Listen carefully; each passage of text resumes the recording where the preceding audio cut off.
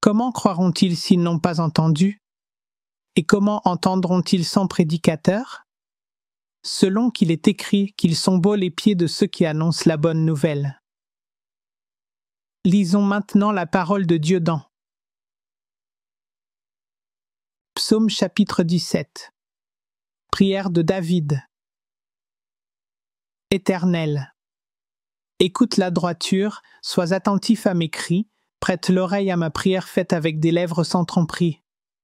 Que ma justice paraisse devant ta face, que tes yeux contemplent mon intégrité. Si tu sondes mon cœur, si tu le visites la nuit, si tu m'éprouves, tu ne trouveras rien, ma pensée n'est pas autre que ce qui sort de ma bouche. À la vue des actions des hommes, fidèle à la parole de tes lèvres, je me tiens en garde contre la voie des violents, mes pas sont fermes dans tes sentiers, mes pieds ne chancellent point. Je t'invoque, car tu m'exauces, ô Dieu. Incline vers moi ton oreille, écoute ma parole. Signale ta bonté, toi qui sauves ceux qui cherchent un refuge, et qui par ta droite les délivres de leurs adversaires. Garde-moi comme la prunelle de l'œil, protège-moi, à l'ombre de tes ailes, contre les méchants qui me persécutent, contre mes ennemis acharnés qui m'enveloppent.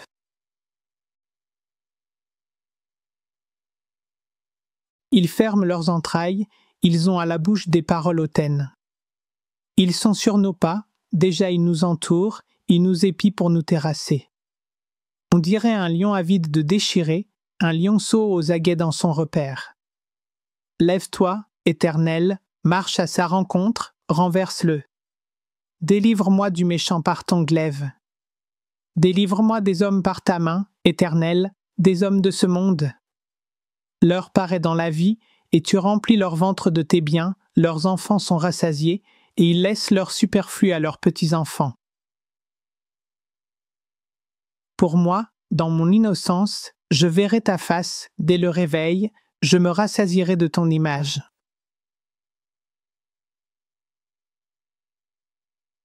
Jean chapitre 1. La parole faite chair. Au commencement était la parole, et la parole était avec Dieu, et la parole était Dieu. Elle était au commencement avec Dieu. Toutes choses ont été faites par elle, et rien de ce qui a été fait n'a été fait sans elle. En elle était la vie, et la vie était la lumière des hommes. La lumière luit dans les ténèbres, et les ténèbres ne l'ont point reçue. Il y eut un homme envoyé de Dieu, son nom était Jean. Il vint pour servir de témoin, pour rendre témoignage à la lumière, afin que tous crussent par lui. Il n'était pas la lumière, mais il parut pour rendre témoignage à la lumière. Cette lumière était la véritable lumière qui, en venant dans le monde, éclaire tout homme.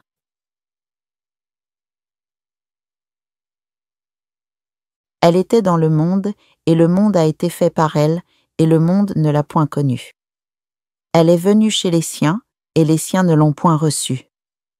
Mais à tous ceux qui l'ont reçue, à ceux qui croient en son nom, elle a donné le pouvoir de devenir enfants de Dieu, lesquels sont nés, non du sang, ni de la volonté de la chair, ni de la volonté de l'homme, mais de Dieu. Et la parole a été faite chair, et elle a habité parmi nous, pleine de grâce et de vérité, et nous avons contemplé sa gloire, une gloire comme la gloire du Fils unique venu du Père. Jean lui a rendu témoignage, et s'est écrié, c'est celui dont j'ai dit, celui qui vient après moi m'a précédé, car il était avant moi. Et nous avons tous reçu de sa plénitude, et grâce pour grâce, car la loi a été donnée par Moïse, la grâce et la vérité sont venues par Jésus-Christ. Personne n'a jamais vu Dieu, le Fils unique, qui est dans le sein du Père, est celui qui l'a fait connaître.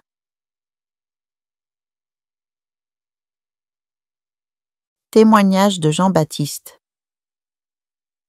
Voici le témoignage de Jean, lorsque les Juifs envoyèrent de Jérusalem des sacrificateurs et des Lévites pour lui demander « Toi, qui es-tu » Il déclara, et ne le nia point, qu'il n'était pas le Christ.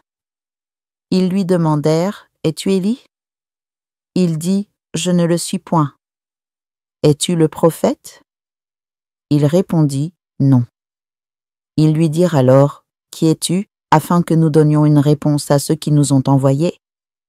Que dis-tu de toi-même? Moi, dit-il, je suis la voix de celui qui crie dans le désert, aplanissez le chemin du Seigneur, comme a dit Ésaïe, le prophète.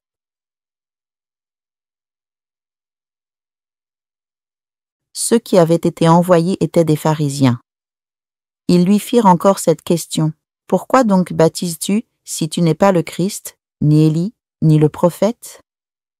Jean leur répondit, moi, je baptise d'eau, mais au milieu de vous il y a quelqu'un que vous ne connaissez pas, qui vient après moi, je ne suis pas digne de délier la courroie de ses souliers. Ces choses se passèrent à Béthanie, au-delà du Jourdain, où Jean baptisait.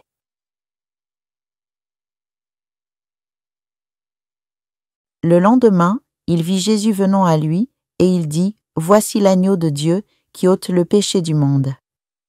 C'est celui dont j'ai dit, après moi vient un homme qui m'a précédé, car il était d'avant moi. Je ne le connaissais pas, mais c'est afin qu'il fût manifesté à Israël que je suis venu baptiser d'eau. Jean rendit ce témoignage, j'ai vu l'Esprit descendre du ciel comme une colombe et s'arrêter sur lui.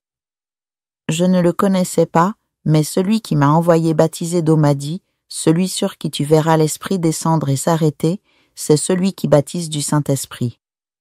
Et j'ai vu, et j'ai rendu témoignage qu'il est le Fils de Dieu. Les premiers disciples. Le lendemain, Jean était encore là, avec 2 de ses disciples, et, ayant regardé Jésus qui passait, il dit, « Voilà l'agneau de Dieu ». Les 2 disciples l'entendirent prononcer ces paroles, et ils suivirent Jésus. Jésus se retourna, et, voyant qu'ils le suivaient, il leur dit, « Que cherchez-vous » Ils lui répondirent, « Rabbi, ce qui signifie maître, où demeures-tu » Venez, leur dit-il, et voyez. Ils allèrent, virent où il demeurait, et ils restèrent auprès de lui ce jour-là. C'était environ la 10e heure. André, frère de Simon-Pierre, était l'un des 2 qui avaient entendu les paroles de Jean et qui avaient suivi Jésus. Il rencontra d'abord son frère Simon et lui dit, « Nous avons trouvé le Messie, ce qui signifie Christ, et il le conduisit vers Jésus. » Jésus, l'ayant regardé, dit, « Tu es Simon, fils de Jonas, tu seras appelé Cépha, ce qui signifie Pierre. »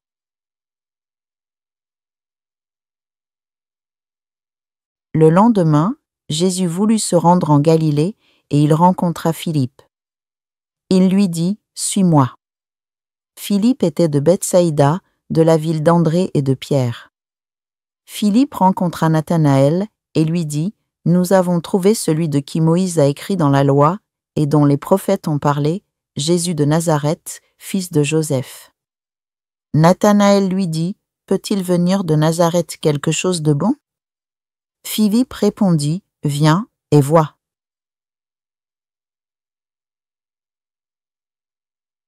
Jésus, voyant venir à lui Nathanaël, dit de lui, « Voici vraiment un Israélite dans lequel il n'y a point de fraude. » « D'où me connais-tu » lui dit Nathanaël. Jésus répondit, « Avant que Philippe t'appelât, quand tu étais sous le figuier, je t'ai vu. » Nathanaël répondit, « Rabbi, tu es le Fils de Dieu, tu es le roi d'Israël. » Jésus lui répondit, « Parce que je t'ai dit que je t'ai vu sous le figuier, tu crois, tu verras de plus grandes choses que celles-ci. » Et il ajouta, « En vérité, vous verrez désormais le ciel ouvert et les anges de Dieu monter et descendre sur le Fils de l'homme. »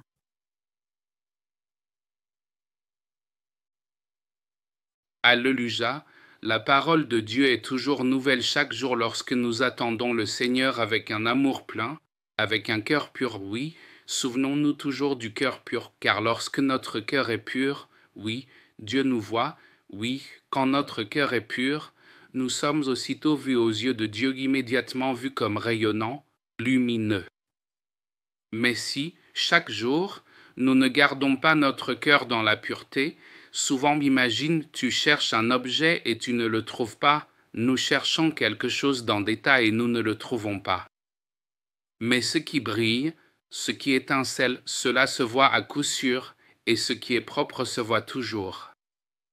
Tu fouilles un amas, si c'est propre, l'objet ressort encore, même si parfois les choses ont toutes la même couleur sombre, mais si une chose est propre, on peut le discerner, il y a quelque chose de différent. Qu'on cherche des vêtements ou des jouets, quand j'étais petit, je fouillais et refouillais, j'avais une seule boîte pour mes jouets étaient tous retournés de fond en comble, mais comme ils étaient propres, on les voyait. Mes jouets étaient tous d'occasion, mais ils étaient propres, je les lavais toujours. Ces petits soldats en plastique, les autres étaient tous crasseux à force de jouer par terre, partout, mais ceux qui étaient propres, ce sont eux qui ressortaient très clairement propres. Alors le Seigneur voit toujours, ce qui est pur de cœur apparaît toujours aux yeux de Dieu. C'est considéré comme ce qui est dit, voici Matthieu chapitre 5, heureux ceux qui ont le cœur pur, car ils verront Dieu, et c'est vrai aussi. Ceux qui sont purs de cœur voient Dieu, sans sainteté, personne ne verra Dieu. Un cœur pur est important. Un cœur pur est un cœur qui n'a jamais d'agenda personnel, qui est toujours sincère quand il parle avec les gens, oui, sincère. Quand cette personne parle, c'est tel quel.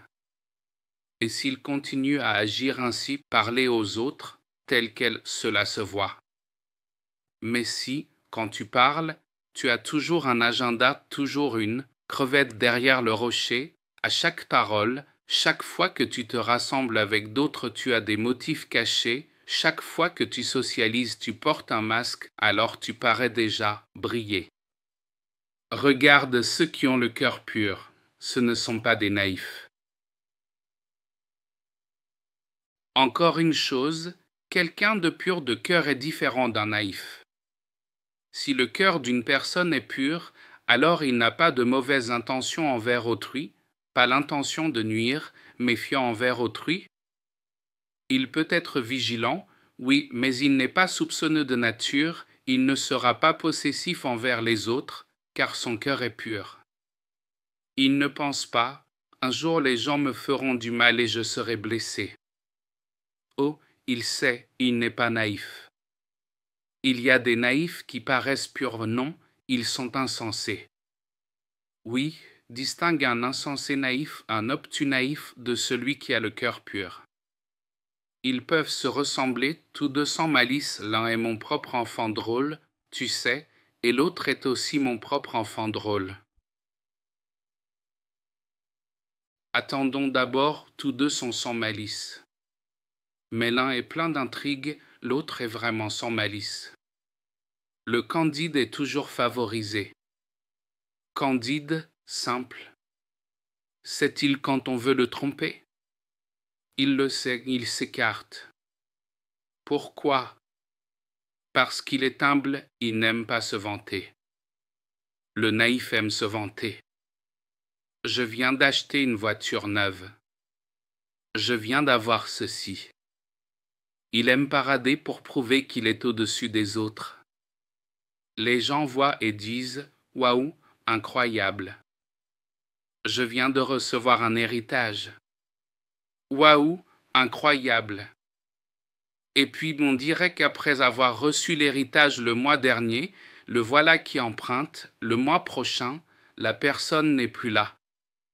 Comment appelles-tu cela? Ce n'est pas de la candeur, c'est que tu es.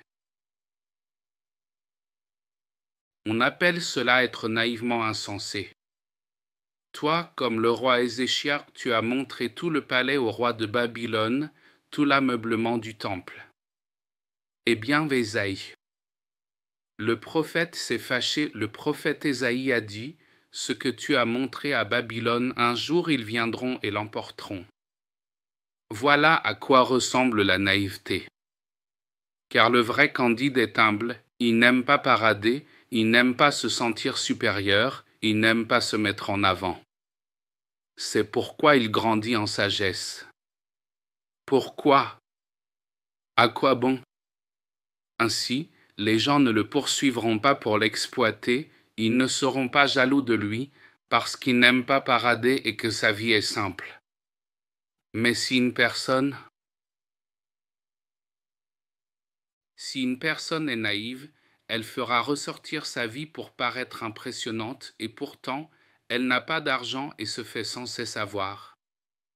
Une personne sincère, pure de cœur, peut être riche, mais elle ne se fait jamais avoir, n'est-ce pas étrange? Le naïf n'a pas d'argent et se fait quand même avoir parce que, dans son manque, il aime parader. Il lui est facile d'être téméraire, je tire, je fais un tacle glissé. Mais dès qu'il se jette en tacle glissé, sa jambe boite déjà. Comment tacler en glissant? Avec quoi taclera-t-il? Sitôt qu'il passe en mode tacle glissé, sa jambe boite déjà tordue, foulée. Voilà le naïf. Mais celui qui est pur de cœur, parce qu'il sait que beaucoup sont mauvais et qu'il ne veut pas penser le mal d'autrui, il rend sa vie aussi simple et efficace que possible pour que les gens ne soient pas attirés à le dévorer, pour qu'ils ne soient pas tentés de le tromper. Souvent, ces cœurs purs paraissent candides en passant, ils échappent aux mâchoires du lion. La gueule du lion, ce lion l'épargne. Pourquoi ne l'a-t-il pas mangé tout à l'heure? Pourquoi l'a-t-il laissé partir? Parce que cette personne, eh bien, elle paraît savoureuse pour un lion, mais comme elle est candide, le lion se dit, à quoi bon le manger? Le lion cherchera les naïfs, les frimeurs, les arrogants. Celui qui est pur de cœur gardera sa vie dans la crainte de Dieu. Pourquoi? Parce qu'il sait qu'il peut être ainsi par la faveur, parce qu'il a un cœur généreux et n'est pas rusé. Certains atteignent carrière, richesse, gloire, statut social en massacrant les autres, en frappant les autres.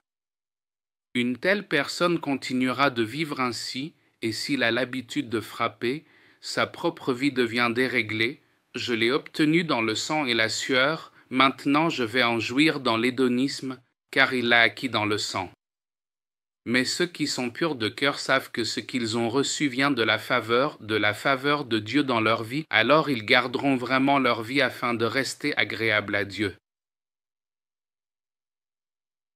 Afin de rester vu de Dieu, car la pureté de mon cœur resplendit parmi tous ses biens, parmi tous les trésors de Dieu au ciel. De toutes les prières élevées, la fumée des siennes paraît la plus pure, son encens semble le plus pur, toutes ses requêtes sont les plus limpides, ses louanges les plus mélodieuses.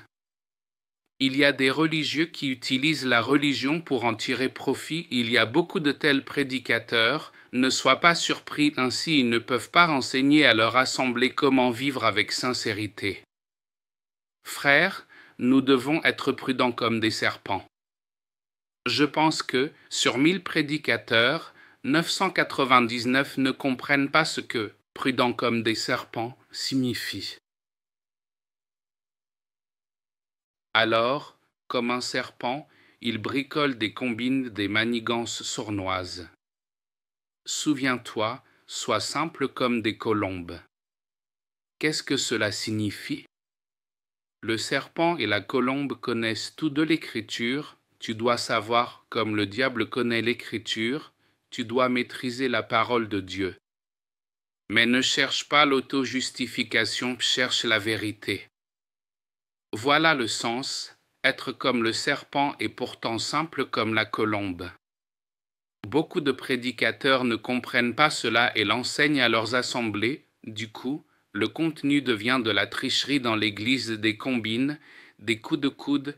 Nous devons être prudents comme des serpents, l'intrigue se multiplie. Pour garder les postes, il faut être serpent prudent. Et l'innocence, c'est pour quand? Pour quand? Nous sommes toujours serpents prudents, quand serons-nous colombes simples? Plus tard. Alors que l'ordre est d'être à la fois serpent prudent et colombe simple. Pour ceux qui sont déjà comme des colombes, on t'enseigne afin que tu ne sois pas trompé par les ruses du diable, l'Écriture est brandie pour te tromper.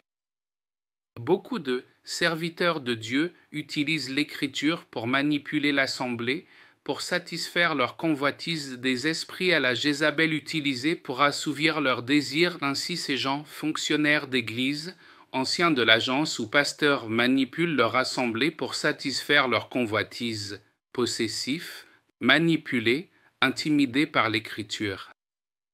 Puisque le pasteur lui-même ne comprend pas ce que signifie « sincère », comment l'assemblée le comprendrait-elle? Comment savoir si le pasteur, le berger, a un cœur sincère? Sache comment il vit. Ce n'est pas possible, ceux qui vivent ainsi en Indonésie, d'avoir un cœur pur. Ce n'est pas possible qu'un pasteur qui utilise des objets de luxe ait un cœur pur. Impossible. D'autant plus si sa fonction est pasteur. Non, impossible. Honnêtement, question fiabilité, il n'existe aucun serviteur de Dieu au style de vie luxueux dont le cœur soit pur, crois-moi, aucun. Mais beaucoup de serviteurs de Dieu vivent simplement, alors leur vie devient une bénédiction. La sincérité du cœur se voit tout de suite à la manière dont ils dépensent l'argent, pour des objets de luxe ou pour ce qui est nécessaire. Cela se voit facilement en surface, plus en profondeur, sois d'autant plus prudent. Mais dès que tu le vois, laisse tomber. Ah, il y en a qui, s'il est entrepreneur, c'est un entrepreneur. Un entrepreneur peut-il faire semblant d'être pauvre? Beaucoup le peuvent. Je parle d'un contrôle, pour vérifier par un test dès qu'il exhibe un style de vie luxueux, rejette-le, ce n'est sûrement pas juste. À coup sûr, il a acheté ses luxes avec tes dons. À coup sûr. Tu es manipulé. Mais s'il apprend à vivre simplement, à partager, à bénir, tu verras généralement que son mode de vie est simple aussi. Comment savoir quand quelqu'un veut nous faire du mal? Il suffit d'apprendre à vivre avec sincérité. On le saura. Pourquoi? Parce que nous avons l'habitude de l'humilité. Ceux qui sont habituellement humbles ne sont pas traités en laissés pour compte. Les gens diront, tu es un underdog, pourtant tu peux t'humilier. Tu peux discerner l'un après l'autre, celui dont l'intention envers toi est mauvaise et celui dont l'intention est bonne, tu peux le lire. Pourquoi? Parce que tu sais t'humilier. Les gens ne soupçonnent pas que tu les lis et ces personnes-là, dans leur orgueil, ont tendance à exhiber qu'elles sont intelligentes. Intelligentes à quoi? À tromper? À dévorer? À manipuler? Intelligente en quoi? Tu finis par le savoir parce que tu as l'habitude de t'humilier, l'humble aime observer les gens. Voilà pourquoi les cœurs sincères ne peuvent guère être trompés. Les cœurs purs ont toujours l'accompagnement du ciel, il y a une faveur du ciel parce que la pureté du cœur est très, très importante dans la vie humaine, quelle que soit la religion. Quelle que soit ta religion, si ton cœur est pur, sans ruse envers les gens, sans mauvaise intention, tu t'efforces toujours de confier ta vie à Dieu avec humilité, vivre dans l'humilité, dans l'amour. Désolé, quelle que soit la religion, s'il est musulman, la question est, peut-on trouver une telle personne? Difficile. Il est plus facile d'en trouver un bouddhiste ou un adepte du Kejawen, plus facile de trouver de telles personnes. Alors l'univers les soutiendra, car par la pureté de leur cœur ils peuvent être en harmonie avec l'univers. Mais s'il n'est pas pur, si son souffle est l'avidité, l'univers lui-même se fâche contre lui. Voilà pourquoi, quand tu vois des gens avec une grande chance, d'ordinaire la personne est bonne aussi. Fais attention, et quant aux apparences, tu sauras qu'il n'est pas chanceux, il n'a pas de vraie faveur, il ne fait qu'exhiber l'apparence de la chance. Mais le plus important, garde toujours un cœur pur, afin de rester agréable à Dieu. car avec un cœur pur, même les petits péchés se sentent tout de suite. Je ne dis pas que tu seras facilement rongé par la culpabilité, certains le sont, ils crachent une fois, ou jettent un déchet, puis se sentent obligés de revenir sur 10 kilomètres pour le ramasser. Certains vont jusque-là, oh, j'ai jeté un déchet, oh, j'ai pêché juste un bout de papier. En Europe, en effet, jeter un déchet est grave passé pour se sentir accusé, oh, j'ai péché. Ce n'est pas cela. Mais si ton cœur est pur, tu sais quand tu as mal agi, avec ton cœur pur tu viens à Dieu et tu sais qu'il y a là le pardon. Mais ton cœur doit être pur, ce n'est pas que tu planifies délibérément de mal faire. Ah, voilà un beau corps, prends-le, plus tard je demanderai pardon à Dieu. Cela signifie que ton cœur n'est pas pur, alors même quand tu pèches, tu ne le sens pas. Certains, quand on leur réclame une dette, est-ce que je te dois vraiment? Quand on leur demande de payer, ils répondent, est-ce que je te dois? Certains débiteurs, au rappel, ne se sentent pas coupables. Des idiots, des sans-gêne. Tu ne sais même pas à qui tu dois. Étrange, n'est-ce pas? Mais Dieu nous enseigne à avoir un cœur pur, à garder continuellement notre cœur dans la pureté. Tu peux garder la pureté du cœur par l'humilité et en donnant toujours la priorité à Dieu dans ta vie ainsi. Quand quelque chose cloche, tu le sens aussitôt une alarme. Quand quelque chose cloche, tu as l'habitude de la clarté et de la propreté. Mais si tu as une pièce, quarantaine, tu entres dans une maison, une chambre de quarantaine avec des choses pourries ici et là, déjà moisies, des pots de bananes, des boîtes rouillées. Ajoute un déchet de plus, tu ne le sens même plus. Mais si ta chambre est propre et que tu poses juste une peau de cacahuète, tu as envie de nettoyer. Si ta chambre est déjà comme une benne, ajoute un déchet de plus, tu ne le sentiras pas. Un cœur pur est comme cela, c'est pourquoi, quand ton cœur est toujours pur, quand il y a un péché, tu dis aussitôt, « Ah, j'ai mal agi », et tu viens rapidement à Dieu, tu le gardes, tu te réconcilies sans cesse avec Dieu. N'est-ce pas? C'est pourquoi tu as toujours l'accompagnement de Dieu, parce que Dieu a toujours plaisir en toi. Alors il y aura de la faveur, et parce qu'il y a de la faveur, la vie est bénie, tu es délivré de tout danger à cause d'un cœur pur. Qui veut être toujours favorisé? Qui veut être toujours délivré des dangers?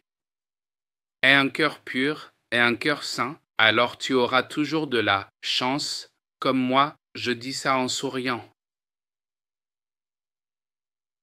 Oh oui, beaucoup disent que je suis naïf, qu'ils veulent profiter de moi. Je sais quand quelqu'un veut profiter de moi. S'il y a un méchant, je comprends, je n'aime simplement pas les méchants, un troupeau de bêtes. Tu veux me tromper? Non, je n'aime simplement pas cela. Je sais, je laisse à la personne une chance d'essayer, ce n'est pas de l'orgueil, précisément parce que je ne veux pas l'humilier. Je reste simplement ferme, non, ne fais pas ça. Mais je sais quand quelqu'un veut mal agir. Comment?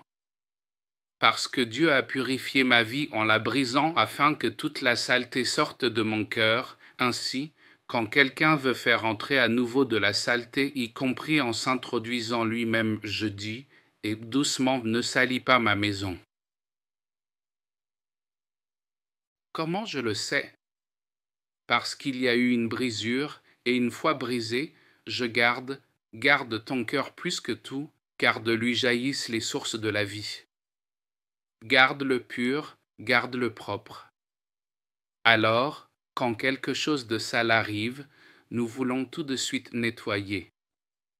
Parce que ton cœur reste propre, il y a toujours l'accompagnement du ciel, le ciel est toujours dans ton cœur, la bonté est toujours là. Même si tu n'es pas croyant en Jésus, il y aura quand même de la faveur, car c'est une loi universelle. Gardez le cœur dans la sainteté, dans la pureté est une loi universelle. Et un cœur propre, un cœur pur. N'aie pas trop d'agenda personnel pour rouler les gens. Attends, quand cette personne fera-t-elle le mal, quand tombera-t-elle? Ne le fais pas, n'entretiens pas de projet de mal contre autrui. Mais tu sauras quand quelqu'un veut te faire du mal, soudain tu reçois la sagesse de comment agir sans confrontation. S'il veut t'entraîner dans la confrontation, c'est son affaire. Mais garde ton cœur pur, ne le souille pas. D'accord? Gardons notre cœur avec toute diligence, car de lui jaillissent les sources de la vie. Et toute ta faveur venue du ciel, toute la bonté venue du ciel t'accompagnera. Que le Seigneur Jésus te bénisse.